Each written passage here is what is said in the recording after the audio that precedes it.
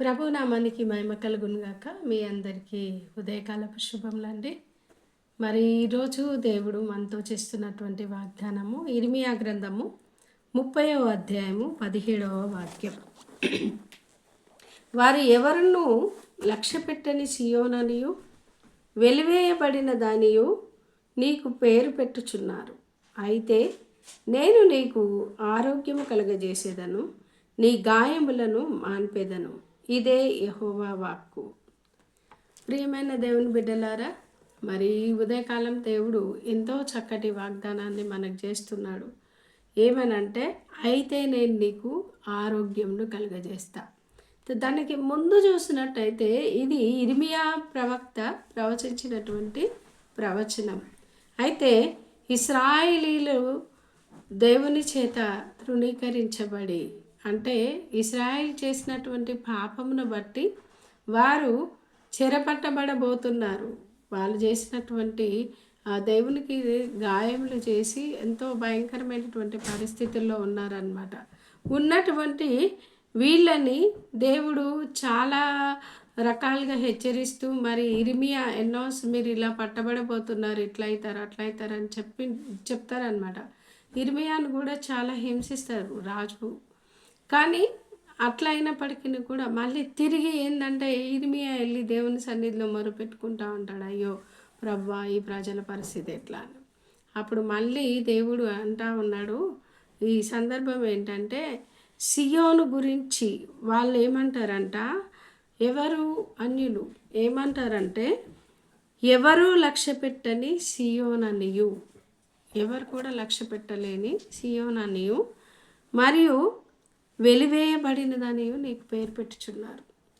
చాలా సందర్భాలలో ఎలా ఉంటుందంటే మనకు అన్ని పరిస్థితులు బాగుంటే అందరూ మనల్ని లక్ష్య పెడతారు. మనకు ధనమా, బలమా, బలగమా ఇలాంటివి ఉన్నప్పుడే మనల్ని ఏం చేస్తారు, లక్ష్య పెడతారు.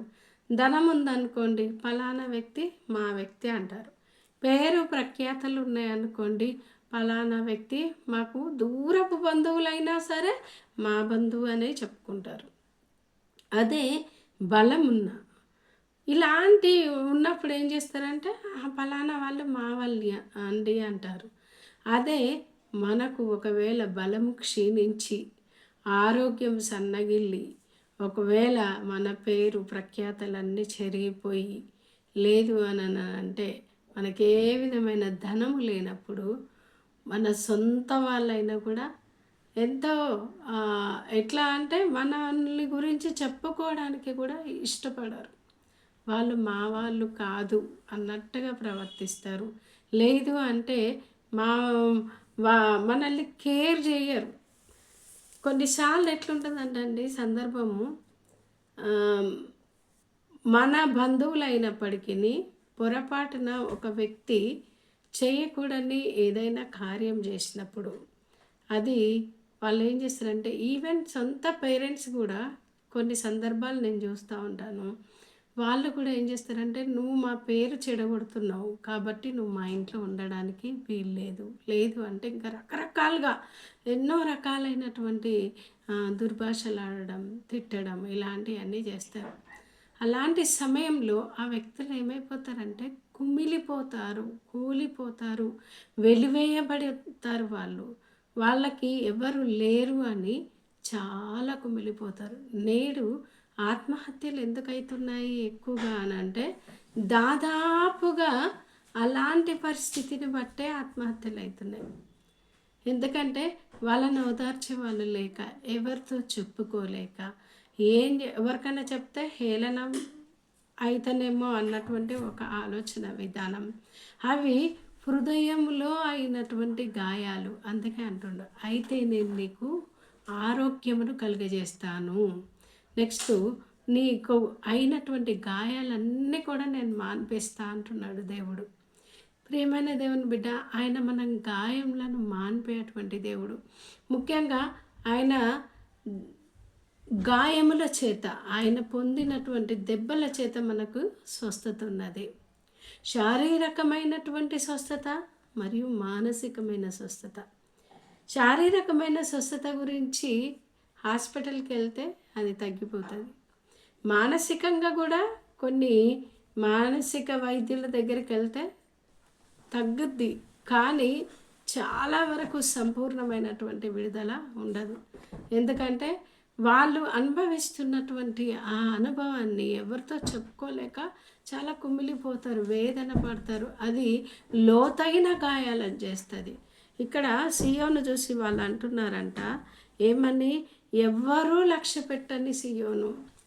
చాలాసార్లు మీరు చూడండి, ఆరోగ్యం బాగాలేనప్పుడు బంధువులు లక్ష్య పెట్టారు, స్నేహితులు లక్ష్య పెట్టారు, ఎవ్వరు కూడా మనల్ని దగ్గర తీయరు. ఎందుకంటే అమ్మో వాళ్ళ దగ్గరికి వెళ్ళినాం అనుకో, ఇప్పుడు వాళ్ళకి డబ్బులు చాలా అవసరము, మమ్మల్ని అప్పడుగుతారేమో అని భయం.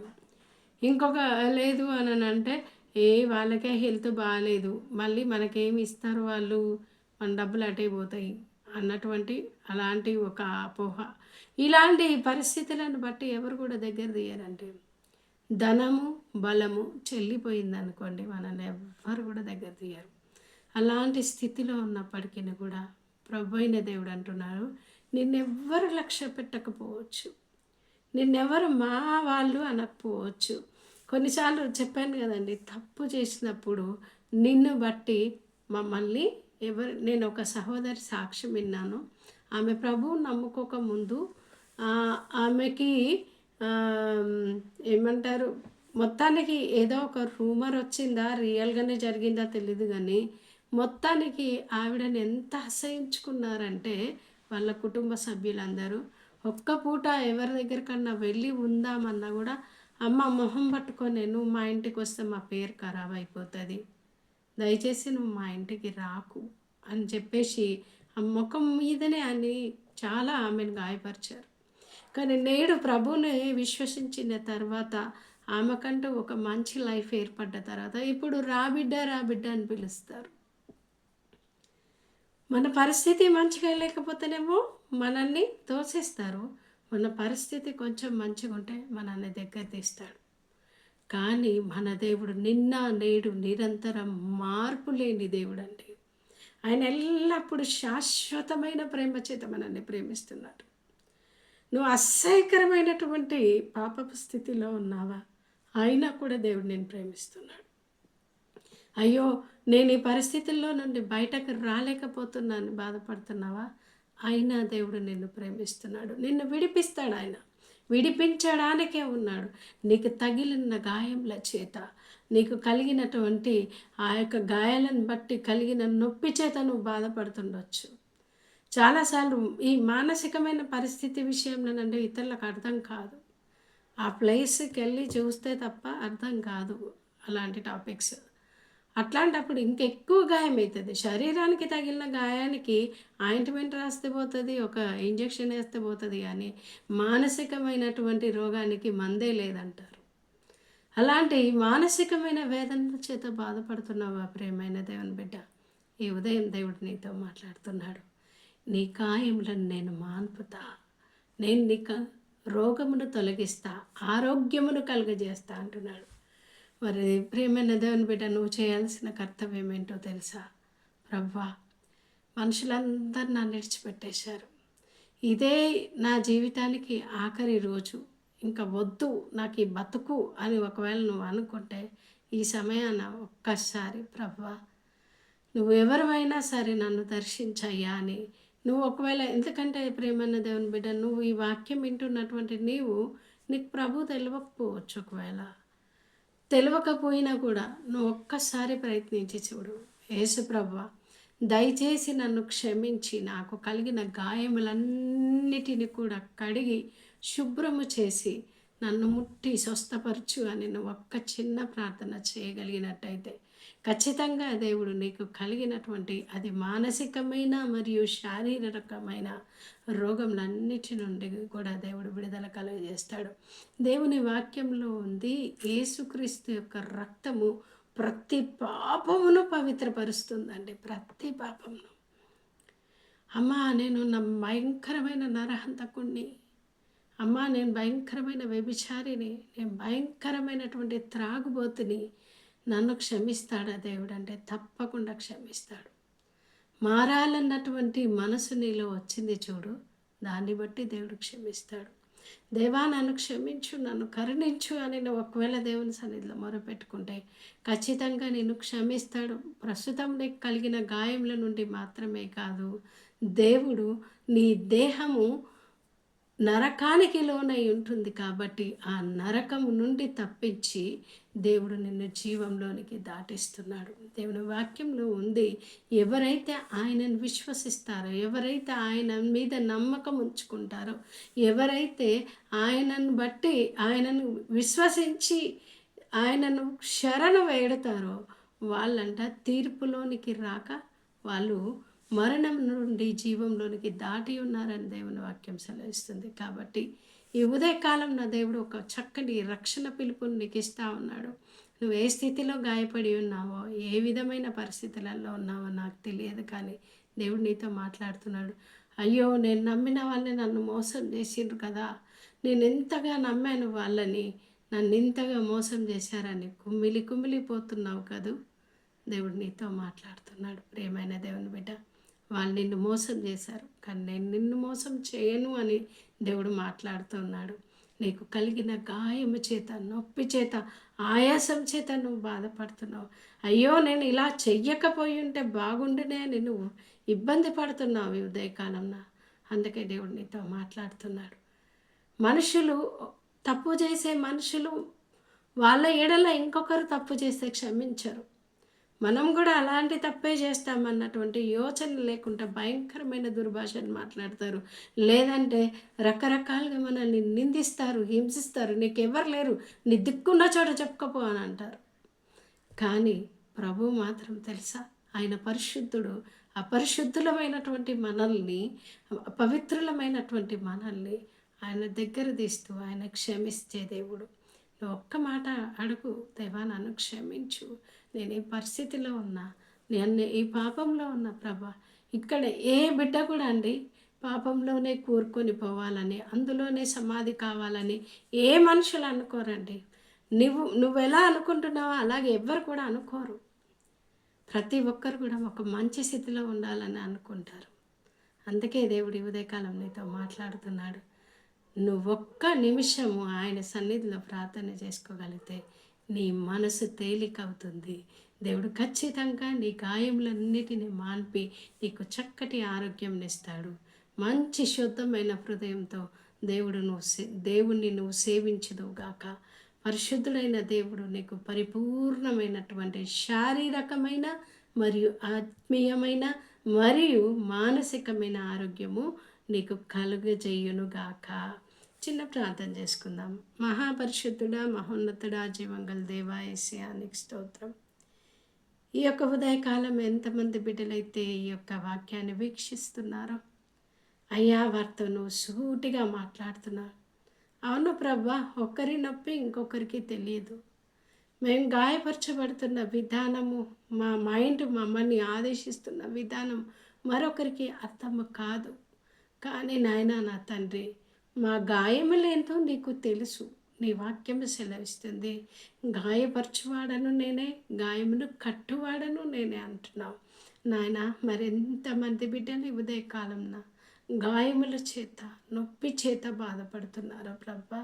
అది శారీరకమైనవైనా సరే, మానసికమైనవైనా సరే, ఆత్మీయకమైనవైనా సరే ప్రభా, ఆ పరిస్థితులన్నిటి నుండి విడుదల దయచేయండి. గలిబిలి నుండి విడుదల దయచేయండి. అవును ప్రవ్వా, వాళ్ళు వెలివేయబడ్డారు, వాళ్ళకి ఎవరు దిక్కులేరు అని మాట్లాడుకుంటున్నటువంటి వాళ్ళ నోర్లు నువ్వు మూసే దేవుడు ప్రవ్వా. వాళ్ళ ఊహకు అందనటువంటి స్థితిలో మమ్మల్ని హెచ్చించే దేవుడవయ్యా, నీకు స్తోత్రం. మాకు పేదరికం వస్తే, మాకు ప్రభ పేరు ప్రతిష్టలు ప్రభ పోతే నాయన నీకు స్తోత్రం.